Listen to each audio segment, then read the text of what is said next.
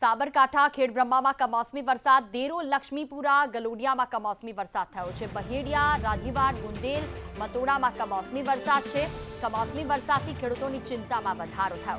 વરિયાળી, જીરું, મકાઈ, એરંડાના પાકને નુકસાનની ભીતિ। બફારાને લઈ વાતાવરણમાં પલટો આવ્યો। અસહ્ય ગરમીને લઈને ખેડબ્રહ્મા વિસ્તારમાં પણ વરસાદી માવઠું। ભારે ઉકળાટ બાદ વરસાદ વરસ્યો છે। કમોસમી વરસાદથી ખેડૂતોની ચિંતામાં વધારો થઈ રહ્યો છે। 15 એપ્રિલ સુધી હજી પણ આ પ્રકારની પરિસ્થિતિ રહેશે। જો હજુ 1 થી 2 દિવસ વરસાદી વાતાવરણ રહ્યું તો ચોક્કસ પાકને નુકસાન થઈ શકે છે।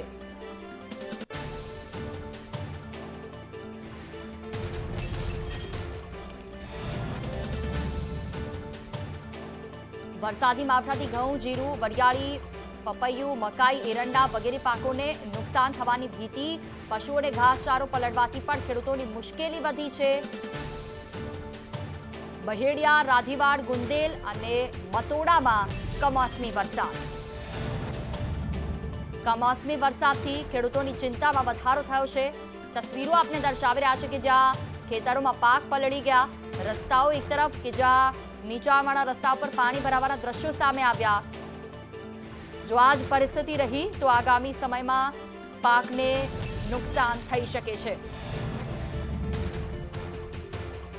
સાબરકાંઠા ખેડબ્રહ્મામાં કમોસમી વરસાદના દ્રશ્યો સામે આવ્યા। હર દિવસે અંધારપટ છવાયો અને ત્યારબાદ વરસાદની શરૂઆત થઈ।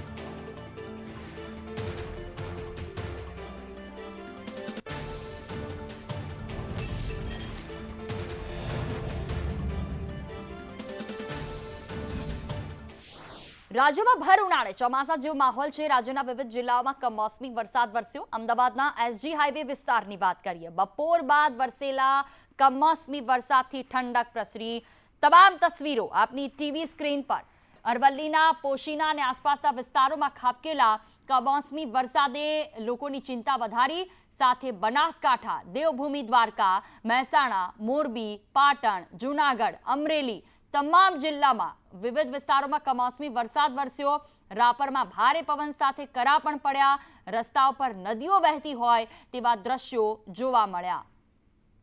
એક સાથે આ 10 તસવીરો વરસાદની। ગરમીની સિઝન શરૂ થાય અને ટેટીથી ગરમીની સિઝનની શરૂઆત થાય અને વલસાડની કેરીથી પૂરી થાય અને તેની વચ્ચે જ્યાં જૂનાગઢની કેરીઓની પણ હજી માંડ શરૂઆત થઈ છે તેવામાં પરિસ્થિતિ જોવા મળી રહી છે। કેરીના પાક સહિત અનેક પાકોને નુકસાન થઈ શકે છે।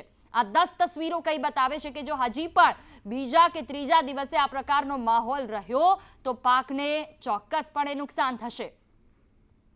મોરબી, પાટણ, જૂનાગઢ, અમદાવાદ, અમરેલી, કચ્છ, અરવલ્લી, બનાસકાંઠા, દ્વારકા, મહેસાણા, ઉત્તર મધ્ય ગુજરાત, સૌરાષ્ટ્ર, દરિયાકાંઠો કોઈ જિલ્લો બાકી નથી રહ્યો।